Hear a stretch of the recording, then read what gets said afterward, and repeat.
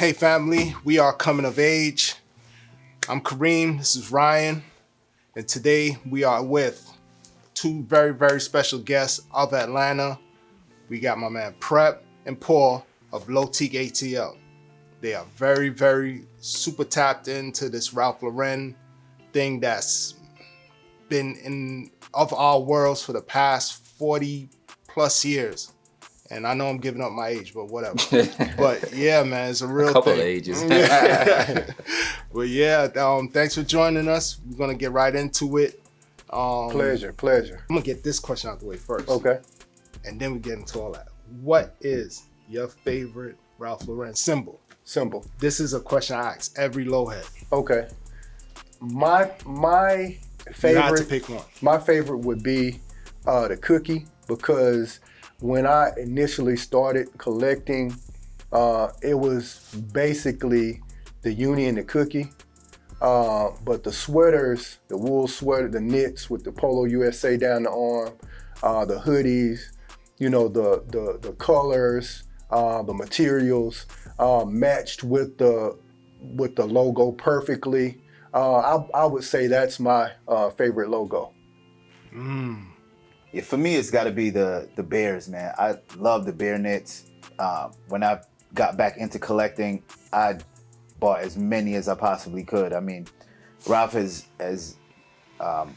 made it a point to release one or two a few times a year now, and I kind of slowed down a lot. But you know, Red 92 sit down bear was my favorite knit. That's a mean one. Yeah. What about you? Yeah, I'm putting you on the spot. I'm a cookie guy too. It's just clean. It's very distinguished. But if I could go on a limb off of like some of the garments, I think the Suicide got some of the best garments when it comes to like the polo sport and some of the fits and some of the, like the photos that I've seen. Like those are like some of the hardest fits with the Suicide. So, Suey stuff is classic. That sweatshirt is definitely an iconic piece. yeah. Absolutely. Okay. And for myself, I would say my favorite, and I'm not picking one, I'm picking two. I'm sorry. My favorites are the police badge and scribble. Of course.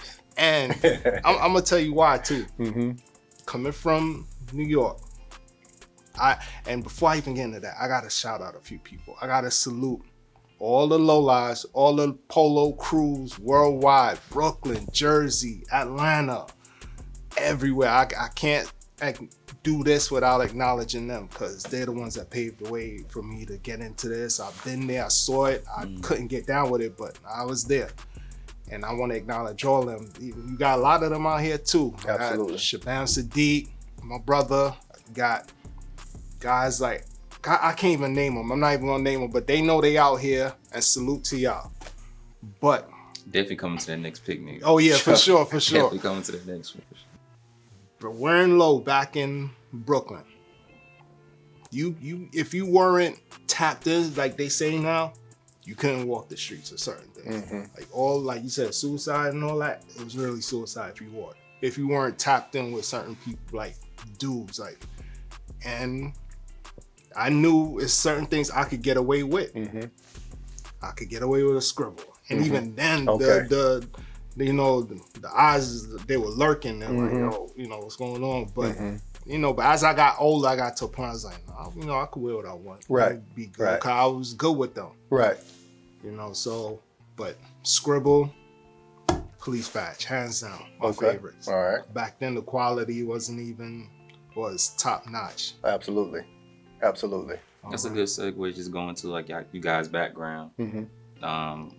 Start off with you. You know, from the home. That's right. That's right. So it started with me in elementary school with the basic, you know, small pony school picture, you know, the basic khakis, you know, preppy style. And as I got into high school, you know, when everyone is kind of finding themselves, finding their identity, I identified with the preppy style. I remember picking up the preppy handbook you know, with they had the car you're supposed to have, you know, Wagoneer, the Jeep Cherokee Wagoneer with the wood wood on the side. Yeah. You know, I would get the K-Swiss, the Tretorns, different colors, coordinate them. I had plaid pants. You know, I had the fat polo ties. You know, I had the, you remember the uni button-up, that button-up halfway? They came in different colors. They were white. They had a white one with the blue uni, with the man in the small middle. one, not a big one. No, the button yeah. up, the Oxford. Right. Yeah, but it just, the button, you would went- pull over. It went halfway down. Yeah, I remember. I had every color. I had the green, the pink, the yellow, wow. the blue. So I would coordinate those with my plaid pants. I had the polo brass buckle, which came from like 81 or 82. I would shine it up with brass sole. You know what I'm saying? I had walking down the hall with a tennis racket. Didn't know how to play tennis. Didn't know how to play tennis. So I just really just emulated the prep style 100%. But how hard was that back then? I'm sure most didn't identify with that style. Well, see, I'm an only child, so I'm kind of like, I'm a trendsetter anyway. Confident So in your own yeah. skin. So Right. I'm gonna, because back then people were wearing, Kwame was in. I remember, you had the Willie wear suits. You had one group that would wear the real baggy suits when guy was out. The shoulder pads and all of that. You had dudes dressing like that with the patent leather shoes. Then you had the polka dot and the Kwame look with the dye. And I had my little crew and we dressed preppy. Right. And we used to be a little dance offs, dance crew, so we would dance and dress. So that was our identity, If anybody out there has footage of this, I gotta see it. this. Hit us up. We need to see this. Yeah. So that was really how I kind of formed my identity, and my nickname in high school was Polo, because that's all I wore, and that's how I identified. That's how people identified me. So that's where I kind of got. Those were the roots to what led to where I am today. And I've always heard people say, the way you're most successful is doing things that come natural. Fashion, this brand is natural to me. So, when I see a garment, I can visualize what shoes go with it, what, the whole ensemble. Yeah. So that's just natural to me. So that's kind of like a summary of how I got to where I am now. Those are the roots. We can go into how I got some of the garments I wore a little later on. Got you. You know what? Do not cut. Roll. You got it. I gotta get something. What about you though? So my story's a little different. I'm a little bit younger than Prep. So for me, it started with small pony rugby. I remember my first polo piece was an all black rugby, red horse, and the collar was white and black stripe. And it was a Christmas gift my mom bought me. And ever since then, I think I was probably 12 or 13, and I was just hooked ever since. The polo scene where I live was totally different, because a lot of people loved Tommy Hilfiger where I was. So people didn't pay as much attention to polo, which gave me more opportunity to get the nicer pieces because they were available. So when, as time went on, people stopped wearing Tommy Hilfiger and even polo as much and gravitated more towards the urban brands, the Mecca, the Aniche, Jabot. And coming from the Northeast, that stuck around for a very long time because being so close to New York and New York fashion having such a high influence on where I was residing at the time. Whatever was going on, woo wear, things like that, that's what people wanted to have. Ooh, woo wear. Yeah.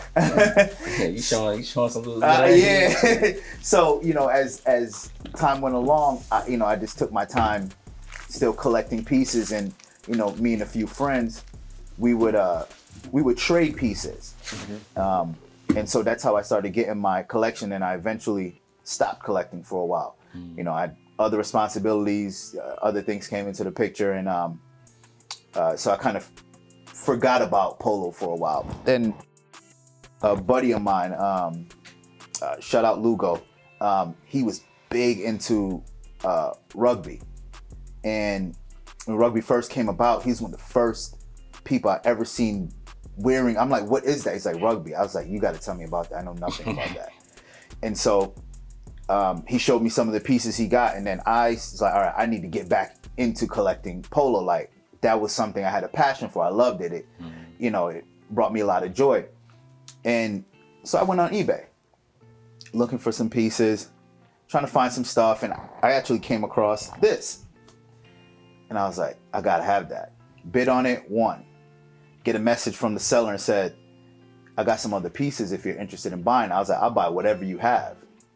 And that's how we met. Oh, wow. Oh, really? Yeah, so the rest is history. After that, we exchanged contact information, and that's it. That's wow. really dope. I met a couple dope people on eBay like that too. Just like selling stuff and what I have.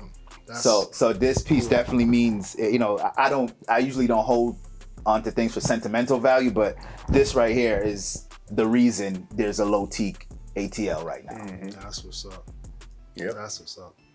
I'm sorry I had to dip out like that, but there's no way I could do this episode without showing these. These are from my brother Antoine up in New York. He came up with the idea of making car fresheners out of Ralph Lauren symbols, and they're super dope. So you guys could I got something for y'all. Oh yeah, good look. Oh yeah, definitely. They smell I got real. one of these and hanging in my truck. Please, I'm gonna put his Instagram name on the show so y'all can order. Please support. He's absolutely. That's my brother. Support him. Good product. No way I could do this without highlighting that. All Absolutely. Highlighting Kareem, y'all kind of like similar eras kind of with when y'all guys was doing y'all thing. I know in New York it was a little tougher to wear certain pieces, like you said, if you wasn't tapped in or if you wasn't a street guy primarily. So was that the same, because you're from Atlanta, so was that the same type of temperature or was it just a little bit more free out here? Well, it's funny. The dangerous items to wear back then were starter jackets. Yeah, like starter jackets, you get killed for a starter jacket. Right. And no one really paid attention to polo like that. So it was, it was safe to wear polo, but, starter jackets, they would wear them with the, Jordache jeans and Stan Smith, but yeah, starter jackets was real dangerous. Right. So no, it wasn't dangerous at all to wear polo. You actually flew under the radar with it. Absolutely. But, like in New York, it flip-flopped. Okay. Oh man, it was tough, but What about you? Nah, man, it was sneakers, man. Sneakers? Yeah, people didn't pay too much attention to the clothing because a lot of people were boosting. Coming from a smaller town, sneakers were the thing that people coveted. They wouldn't care too much about the fashion because they would throw on some whatever jeans. I forgot the brand. We sold them in the mall, but they would they were so over dyed that the blue jeans, when you wore them with anything, you could see that it stains your shoes and whatever. But they would sell the jeans like 2 for $30, and with the shirts like $10. And that's, people would wear stuff like that, but the shoes had to look good. Yeah. So that's what people would go for. They didn't care too much for the clothes, which, like I said, for me was a great benefit because stuff was available in the stores for me to buy. And I know that's tough in places like New York where, polo was it. So you had to get to the stores quick, or, if you were doing what you're doing, you had to get there and get it before someone else did. Right. So that was a benefit for me. Footwear was tough. We had kids at the bus stop.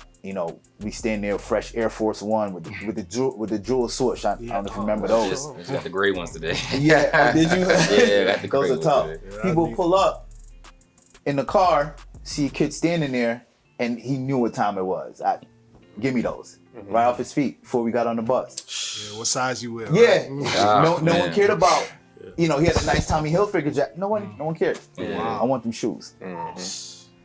So different places. It was different things that brought out those type of people that wanted to take what you had. Right. So for me, it's footwear. That's a good segue though. Again, with the boosting. So I wanted to get into that too with it because I know with those that are like low lives or like subscribe to the culture, they know like boosting was like a rite of passage to a degree for a lot of guys in that era. Even from like guys in the West Coast, Taz Arnold, he was talking about how he was doing a little boosting. So he was. With that, like, how was you guys like getting your pieces? Like, I know you say you had a story about how you get yours. Man. I would just go to Lenox, man, and cut school, and we catch the MARTA up there, and we start out in Neiman Marcus. And looking back, I was just telling my girl, looking back, I'm wondering, okay, day 12, 1 o'clock in the afternoon, you see kids, I'm just walking through Neiman Marcus. We're standing out like a sore thumb. So we're walking through Neiman Marcus. I'm looking at $500, $600, $700 sweaters, and I got a backpack on. I don't know how I didn't get caught. I don't know how. It was almost like, it was just had to be the Most High's grace, because I was stealing out of the polo shop. I did, a couple of times have to run out of there. But again, lens crafters. We just going lens crafters to get the tortoiseshell polo glasses with the lens with the still got polo wrap on. Right on the bottom. I didn't wear glasses.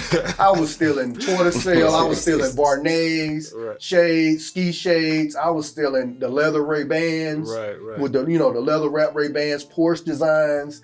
We were just stealing, just pockets full of shades coming back to school. And you walking, I'm just looking back, I'm like, it was like we were invisible, because we were 16 and 17-year-old kids walking into lens crafters with backpacks on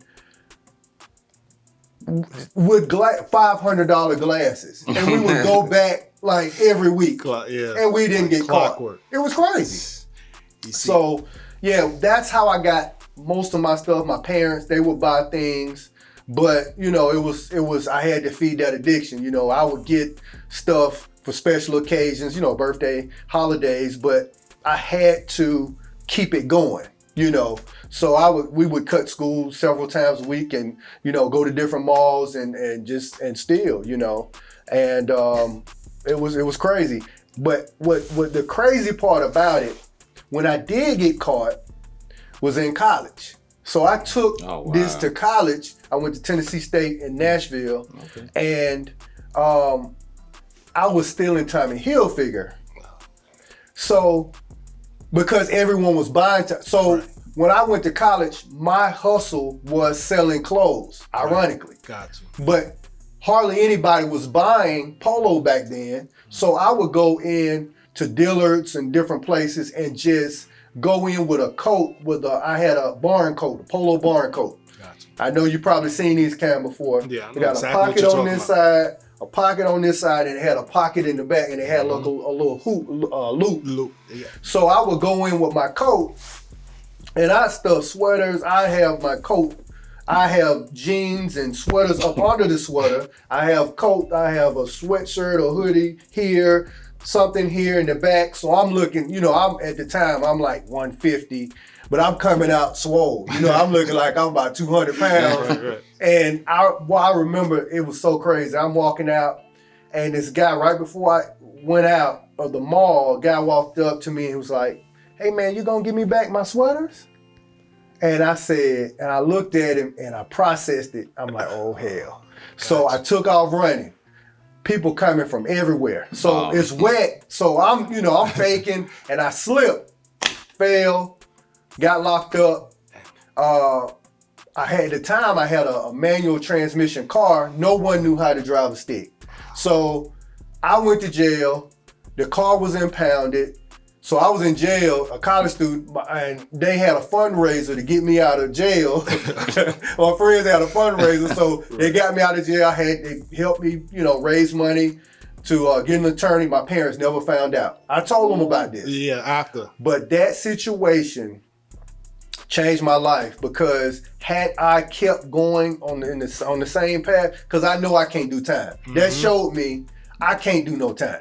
So I don't do no crime.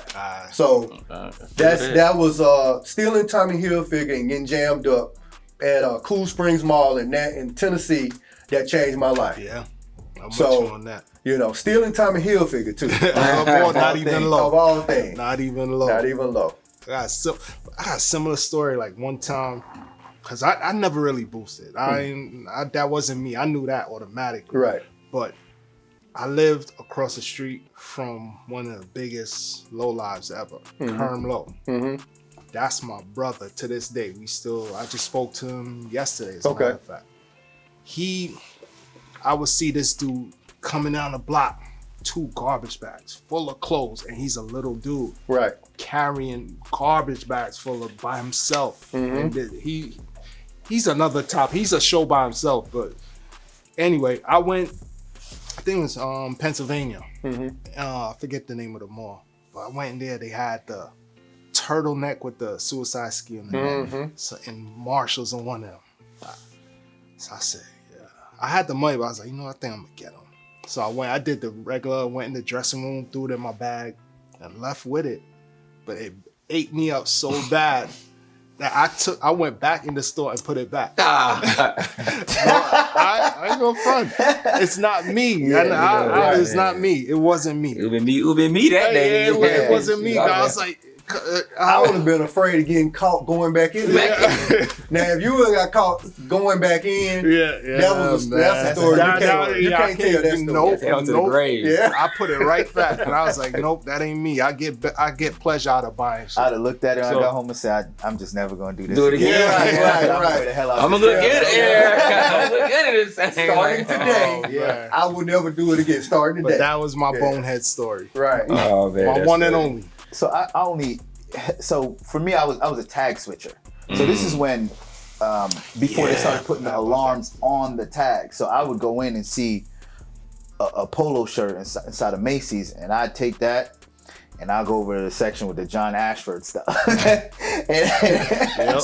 I'm switching that tag, and I'll go over and say, with a bunch of other stuff, and they say, I think I'm just gonna take this and let them ring that up, and I'm talking to them, I'm trying to distract them, and I'm walking out of there with a $145 shirt for $19.99. And I would we would take the bus up to the Holyoke Mall on the weekends because we knew it'd be busy. A lot of times we know it's just the people that work on the weekends, so they haven't seen all the new stuff, so they don't know what the price is supposed to be. It's probably just a sale. And I'm telling you, we go in there and we would switch the tags on so much stuff. And it got to a point where I feel like I was going too hard. So I would switch the tags and leave and have someone else come in after me and say, $25, I'll take this. Right. And, get me the items that way. Marshalls, I used to tear them up because it was just too easy, man. Those stores, they don't care. Oh man, it was too simple, man. It was way too simple. Marshalls. But I did. I always came to high school, with something new on because the weekend before I switched some tags. Right. And this one girl, she was like, I just got a job in the mall. I know how to work the computer, come see me. I'll hook you up because I need some stuff too. So I was like, all right. I get there and she works at JCPenney. I'm like, there's no polo in JCPenney.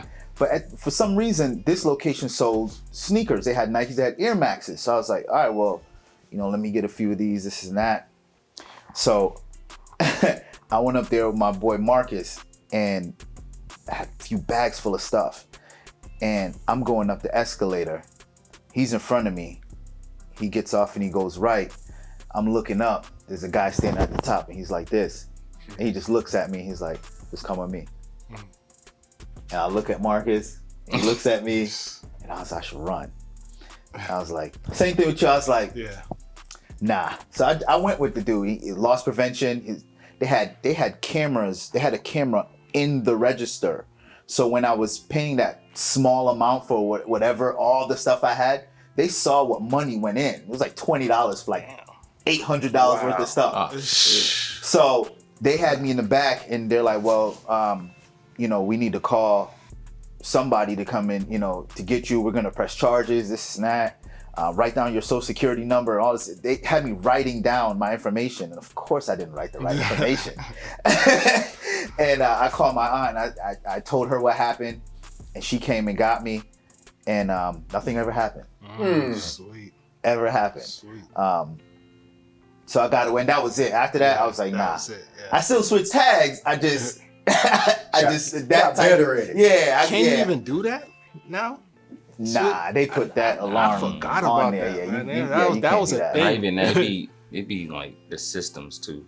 Yeah, it'll know. It'll scan it. It's supposed to say, it'll say like white sweatshirt, and you got Blue. a camel Yeah. $300 jacket. They're like, I don't think this goes with this. Yeah, Oh, man. we'll pick that up. Yeah. I've been in retail for a long time. They'll pick that up real So quick. yeah, technology has helped them prevent a lot of theft. Yeah. Shout out to the Just people go that's back to the still old school doing it, way, though. just snatch and grab. Because honestly, they can't chase after you.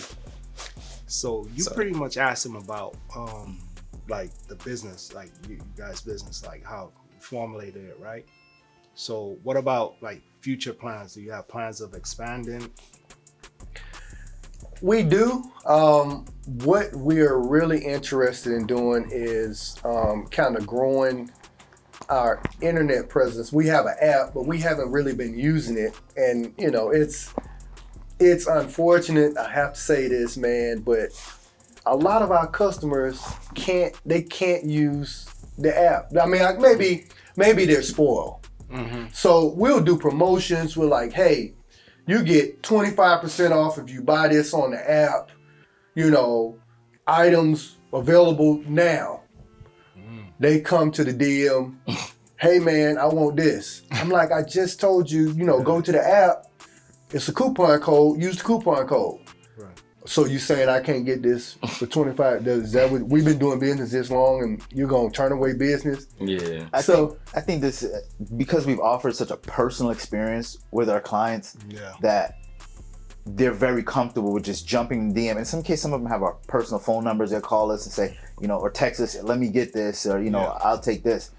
And so we've ran into a pretty huge roadblock when trying to transition from Instagram to our app or the website. So I don't know if we still can't figure if it's the learning curve or maybe we're doing something wrong, but we kind of just retreated to, okay, we're just going to stick with what works for now.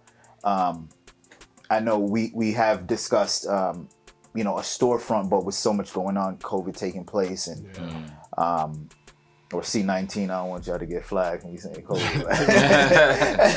But so many, so many things taking place, and it attacking, small to medium-sized businesses.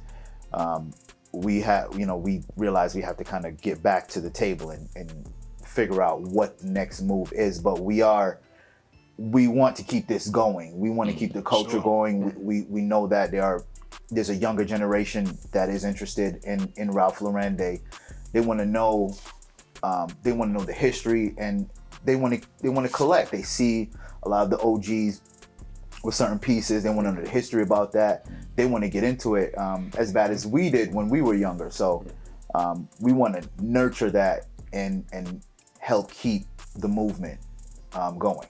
Absolutely. Yep. And especially like the reason for me wanting to do this interview, is the fact that I didn't know that Ralph Lauren, period. I was just stuck in New York, but I didn't know it had such a huge presence out here. And when you put me onto that, I was like, wow. So I really wanted to go at the same time. But I guess social media and stuff, we didn't have that to exhibit that, So and I tell you, that's my reason for wanting to do this interview, is to let these people know that Atlanta did have a role to play, or was in the game for sure. Absolutely. And it's crazy how I got into business. It was kind of by mistake. So I'm talking to a friend of mine, and we talked about polo and fashion a lot, and he was like, "Man, it's a big community on Instagram." I was totally against social media. I wasn't interested. Right. So he's like, "Man, you should get on social media, man, and take some pictures of some of the stuff you got and put it out there." Right. So the first item that I sold on Instagram was the U.S. Polo. It was a blue sweatshirt, CP93 with the red CP93 in the back, and it had the green square and it's white I know exactly with what the you're red. talking about. Yeah. I put that up there, and a guy DM'd me, and he was like, "Hey man, I'll give you $500 for this sweatshirt." And I said, "You give me what?" Because I remember, I probably stole it, and back then, which is crazy, back then, that sweatshirt was like $125. I got an Indian head, new with tag upstairs. Do you know what the retail was on Indian heads? I don't remember. I worked in a store that actually sold them back then. $250. Back then. Yep, it was $250 back then. That was 91. Yep. 94. 94. 94. The Indian head, the blue Indian head knit, 94. Yep. The blue one. Oh, all right, yeah, this one. that one. Okay. Yeah. I'm thinking about Sportsman. I'm bugging out. Yep. So so when he told me $500, I sold it, no problem. So I'm like, okay, let me put some more stuff out here. Yeah. Next thing you know, I've sold everything in my closet, and I No got time. dudes, and see, dudes are linking dudes like this guy. Yeah. He's from Atlanta. He don't know how much this stuff is worth. Yeah. So they bought all my Honestly. stuff. So I had to go looking for some stuff. So I started looking for stuff, and I started sourcing stuff, and next thing you know, man, I got 5,000 followers, 10,000 followers, and here I am today. And then we met. And then we, joined forces, and we source, and we put it out there, and it just never stopped.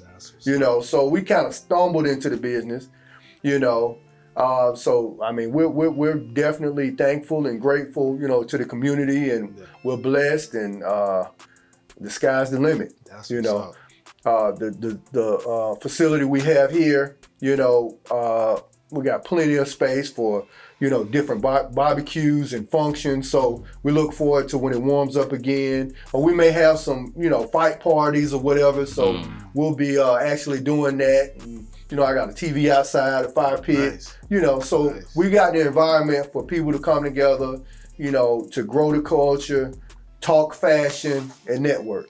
That Davis fight soon. Yeah. Davis fight Yeah, soon. some big fights coming up, man. I'm a boxing fan. That's one of the, I'm really into boxing, so that's something I'd be interested in doing. Yeah, most definitely. That's But yeah, Atlanta definitely has a presence. Yeah, of yeah. Ralph Because Lauren. honestly, I was telling people, man, you said like Farnsworth Bentley for me, my generation, Farnsworth Bentley, and of course, like he's not technically from Atlanta, but Kanye was a big influence. Yeah, Andre. Yeah. But the person that really was really doing it to the fullest was Young Dro. Yeah. That was Mr. Yeah. Polo everything. They Purple hate him label, up there everything. too. They hate him. Yeah. They hate Young Dro in New In New York. York, they Oh do? yeah, they hate. Yeah, man. No, Yeah. I don't know. Yeah. They may- Oh, you said I that, don't have a problem. They with do. it. They really do. I mean, because of his, he's saying he's the king of polo and all of this, and so it's like, and I think, what's his name? It's a YouTube video where he's pulling clothes. Like, you don't disrespect low lights I remember like that. J-Lo. Yeah.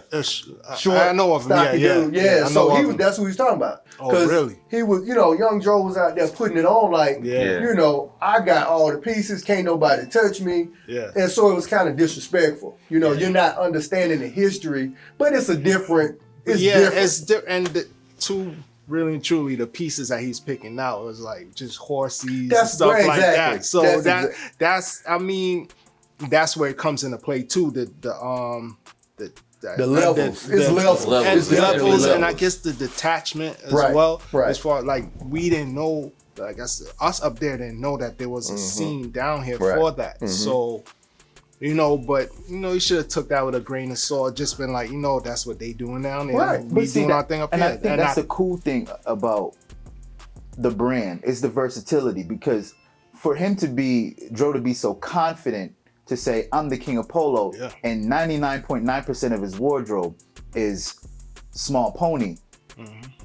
That says a lot, because you have someone else who has everything except that and can be a self-proclaimed king of the brand as well. So there's so much available, and the assortments are so wide that you can put a lot of things together. It's perspective. So much stuff. It's perspective. You know what I mean? It's different stuff. Ralph is definitely the king. He definitely paved the way for a lot of the labels, fashion, whatever that's out now. Yeah, he definitely paved the way. Showed people how to do it. Down to Supreme. Right. Them as well. It's the influence is strong. Very super healthy, super real. Very. So I have a question. I think I might have asked you this one time. What's that? The Palace collab. They did a while back. What was y'all opinion on that collab? That's more your generation. Because he's 10 years younger than me. So I thought it was pretty cool. It was different. It honestly wasn't my cup of tea, but going back to what I talk about when I talked about a younger generation coming in and keeping the culture growing and cultivating these future collectors. Those pieces are going to be coveted by these new collectors coming in, these new lovers of the brand. For a lot of us older collectors who've been wearing Ralph for a very long time, it's cool, but just probably not our cup of tea. That's really it. It's cool. It's cool to look at. Pajama set. That's cool. Not my thing, but that's cool. For someone else, they'll love it. That's a good segue into this is my perspective. This is my opinion on what I think Ralph had in mind when he introduced the different brands. Polo, if you look at how it's theme based, so you have sportsman, you have yacht, you have suey, you got skiing. So it's a team to collegiate level brand. It has a lot of colors, you got a lot of patches.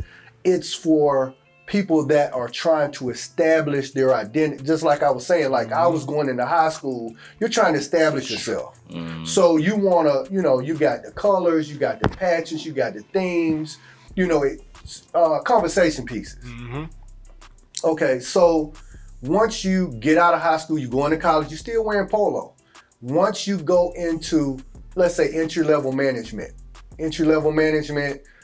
you go to maybe the Oxford shirt, you tone down the patches, you tone down the colors, and then you get your raise and you get promoted.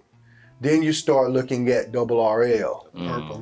Purple label. So you start to ascend, sort of like Mercedes does the same thing. You got the C class and you got different levels. And a lot of us, we're nostalgic to the point where we're reaching back in our 50s, because I'm 49. Right. We're reaching back in our 50s and we're wearing teen and collegiate brands and we're critiquing Palace. Right. When that's not our level. We're supposed to be here, and we're looking down here and we're casting judgment.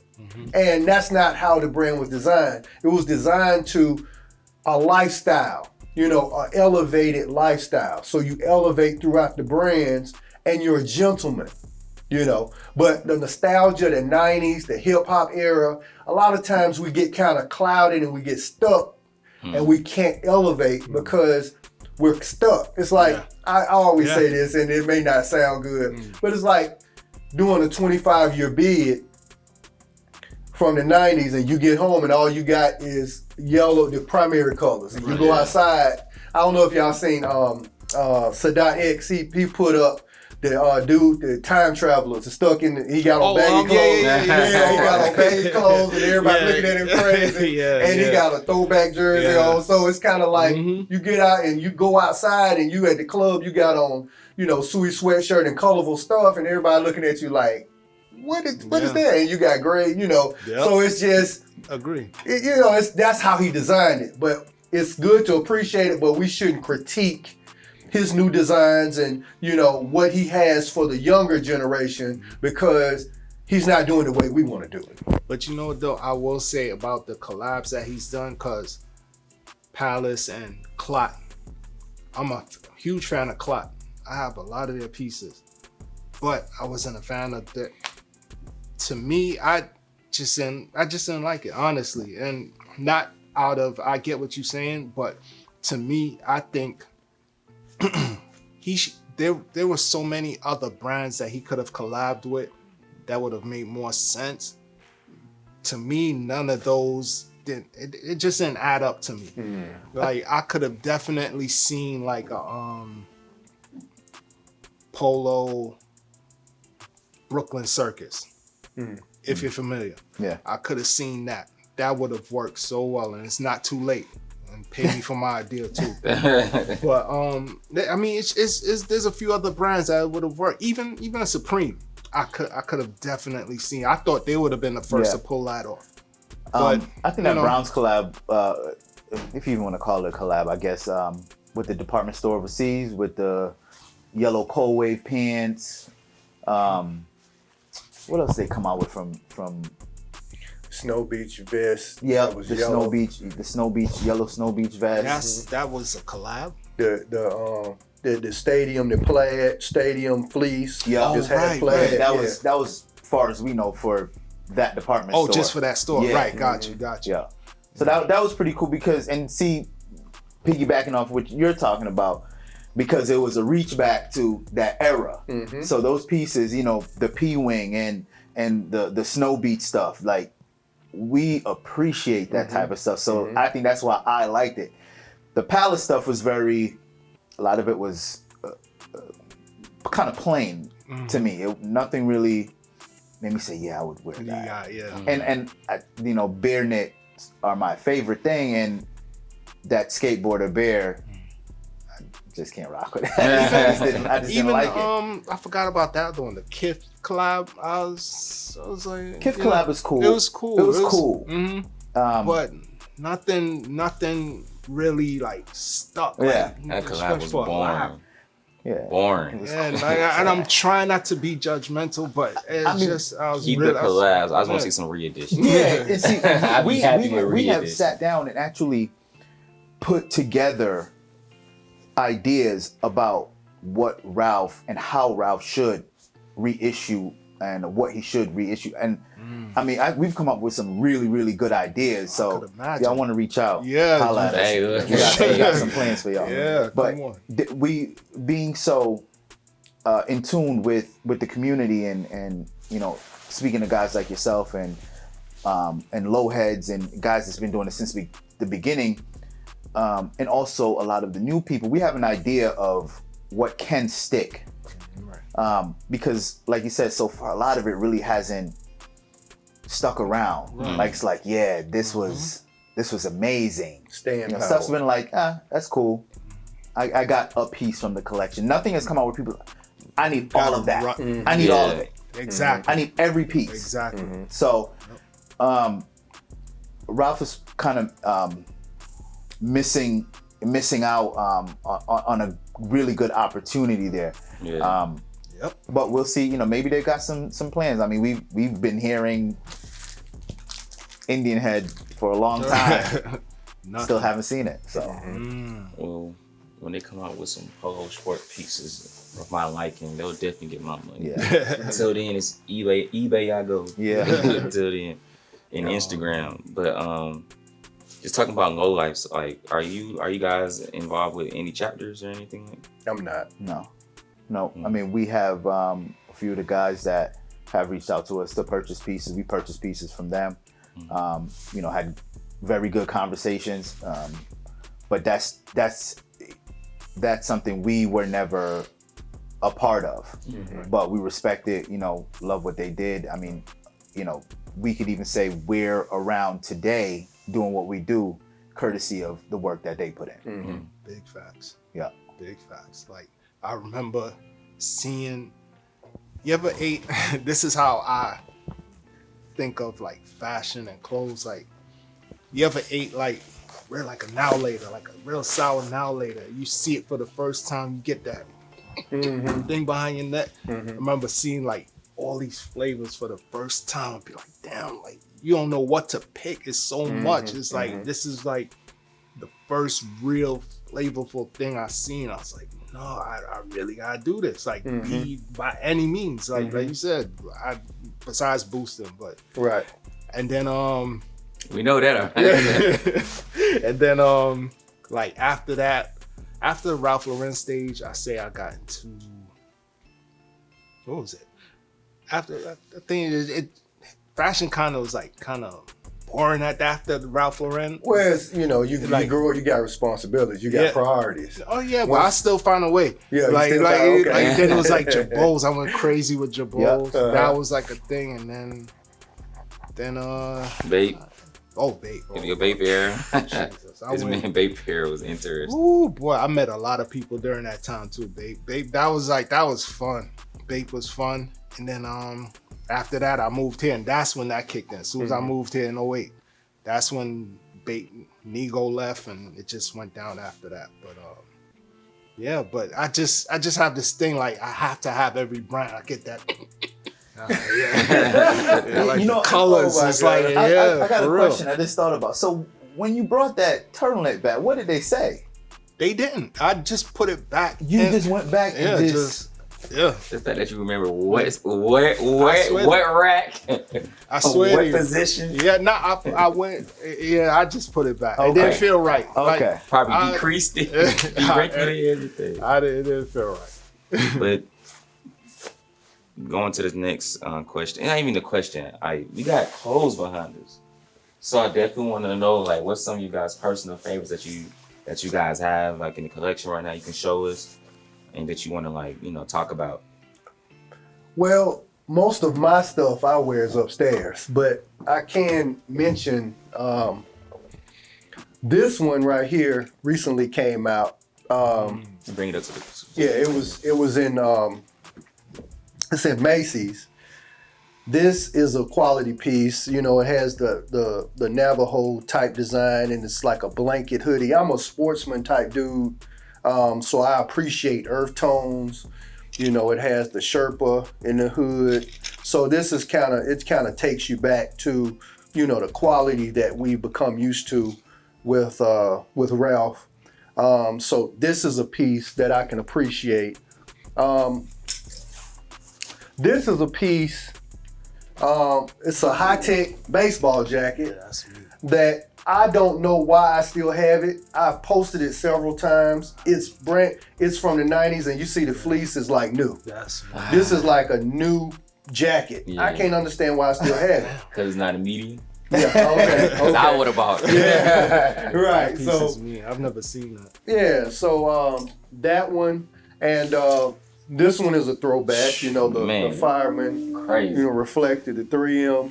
I That's a wanted real nice to piece. see what the price on it, but I know that's gonna be a little pretty penny right there. Yeah, it's gonna be we can work it out. Decent little penny You right know. there. And that's so- another thing we think, the brand has slowly kind of moved away from is those really high quality pieces. I do like a lot of the newer stuff, but it's kind of thinned out a lot of Yeah. his items, like that heavy quality, Sherpa line, winter I agree with items. A lot of it's really lightweight now, and It's not made the same at all. the price doesn't warrant the quality of the item. I agree with that. So that's another thing we spoke about, and when reissuing items stuff that he has reissued, we've had the original and we've had the reissue, and we're like, Not even close. at all. Yeah.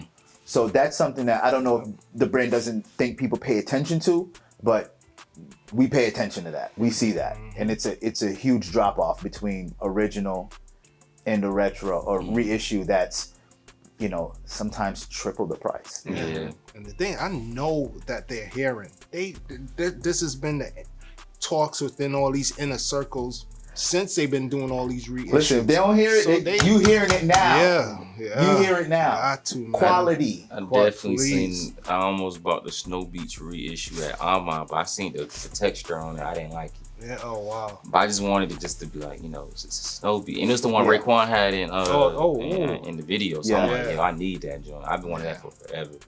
I know the OG ones is. Nah, that's I would even say that's probably the last time that something came out where people said they nailed it. they want all of what came out. Yeah. Snow Beach. That was a capsule. Was that a capsule Yeah, collection? Stadium too. Capsule. Stadium was one. Yeah. They bought everything. Yeah. You want everything in the collection. Yeah, Yeah, that Snow was Beach a flew. good drop. Snow Beach flew in the anniversaries. Whatever came out, that flew. Yeah, That flew.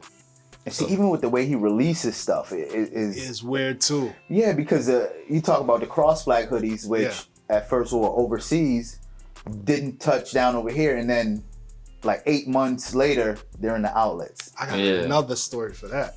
I bought the rugby because I love the rugby because it was something different from the original that never came out. So I was like, I'm gonna get it. But like you said, it came out overseas. I missed the set. I bought it from somebody from London. I paid $325 for that rugby.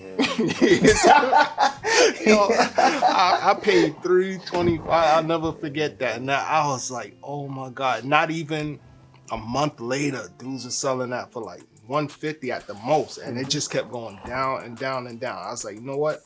I'm done. I'm just gonna wait. Just have patience. Yep. And I think that's even what's going on now with the Tokyo stadium.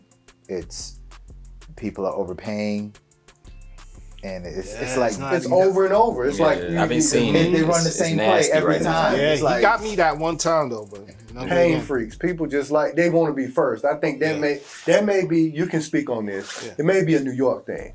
You got taking pictures first or showing that you got it first is worth every. Is that something? But I mean, not so much the picture thing, cause it's me. Cause I remember working in New York. I had all the sneaker stores lined up. They knew me. I just pull up in my work truck and be like, yo, whatever you just hold it for me, and I get it 2 weeks early. I paid a little extra, but I have it early. But the picture thing that just came into place in social media. But yes, like these stores get access to it and the people sell it early. So it's like, you But want think about it though. Think about it, because I remember it was like that. It was just like that here when I was younger. Just think about back to high school, being the first one to walk down the hall with a certain kind of type of shoe or a certain. So it's that mind state. It's in your DNA, and you don't even realize it. Oh yeah, I do. So when you see it, it's that dopamine. I gotta find a way to get this. And people jump out the window to pay whatever it's worth to be the first one. And since now we have social media, I see guys with, they got tank tops over hoodies, trying to show off. You know what I'm saying? They got the everything laid out on the bed. Right. So just to put it out there, and then they watching for likes and that kind of thing. Yeah. So it's that dopamine that it's not I'm like first. We can't even go anywhere like we used to anyway to even show off yourself. and then it just goes in the closet. It's like a photo op. Yeah. I'm gonna take the picture, a little picture for the gram, and it's going in the closet. I mean, do you? It's not judgment. It's an observation. Right. I guess we're baffled because it's like the why. Yeah. Because you overpay when you could just wait. Because stuff like that tends to have a way of finding itself to you. You're in the culture. You're a part of the community. You're gonna run into someone that's like, man, I bought it. I don't wear it. Who wants it for retail? Yeah. Right. Just sit tight. Yeah. Gotcha. That's my take on a lot of the stuff he releases nowadays. Just sit tight. Certain things Yeah. I gotta get that. You gotta be in it now. Yeah. I gotta get that now. I got caught with that rugby though. Yeah. So whoever you are in London, you got me. Hey man, man wants something bad enough, he's gonna pay you. He'll pay for it. Yeah, Because- I'm not. Yeah. They was doing this thing where somebody, I don't know who was uploading the pictures of the showroom, and they'll put out these pictures of like pieces coming out. So I saw that like months before it came out. I said, I need that. I don't want to curse, but I need that right there. I was like, when it came out, I was like, I don't care, I'm getting it. But You still have it? Nah, sold it to him. And we thank you. yeah, you got all the last of the Mohicans. I got it all. I'm tapped out. Well, I'm about to tap right back in. I gotta get my collection back. We got you. Indeed. To end it though, saying I want to ask this last question.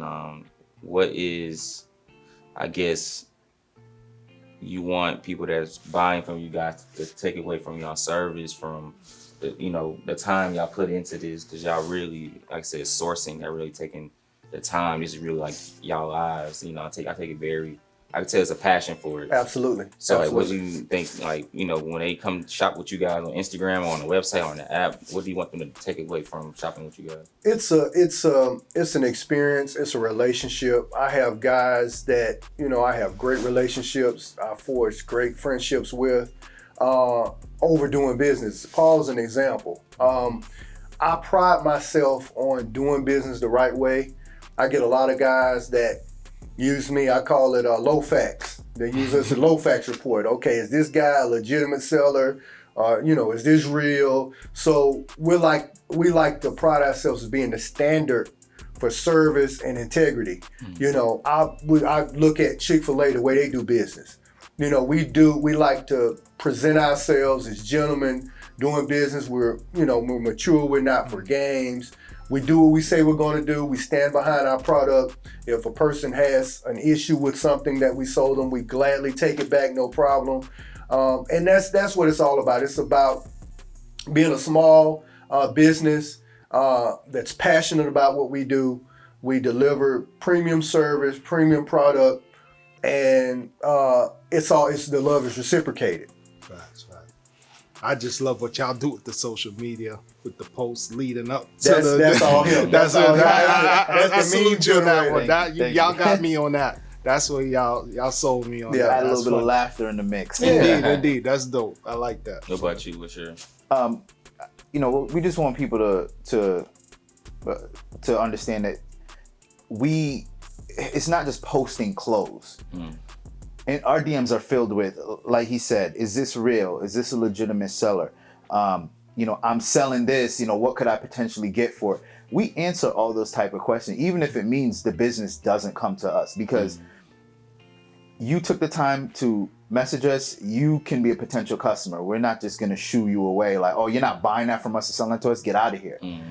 We help. We understand this is a community and we are in the community. So we can't disrespect the community that we're in. We just try to show love to everybody, as much as we can. Some people do, take that kindness for weakness, and it turns into something else. But we pride ourselves on shipping fast, our customer service, and just making sure we're as available as we need to be for the customer. Speaking of that, don't ever let nobody get you out of character like that again. Don't.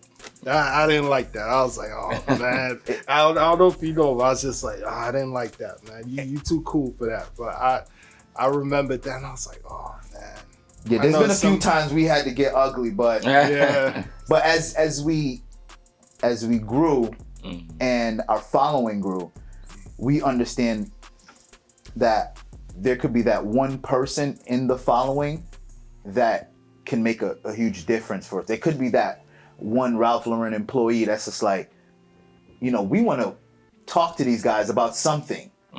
But then they saw that one time and then they're just like, it leaves a bad taste. So we kind of handle, if there is an issue, we handle that in the DM. Yeah. we kind of take it away from the main page. but we haven't had any issues lately. That's good. Good, Yeah. Let's good. keep it. Yeah, Yeah, we I'm try to keep it strictly business, man. And Yeah, I'm sure. I know that wasn't you at all. But, But but appreciate you guys for taking the time out. And I I'm appreciate y'all. about to sell me some pieces. I can't put it on camera, but you'll see me on Instagram with it at some point. Hey man, my pleasure, brother. Man. appreciate you. Yes, sir. Pleasure. Yes, sir. Yes, sir. But this is Coming of Age Atlanta and signing off. Peace.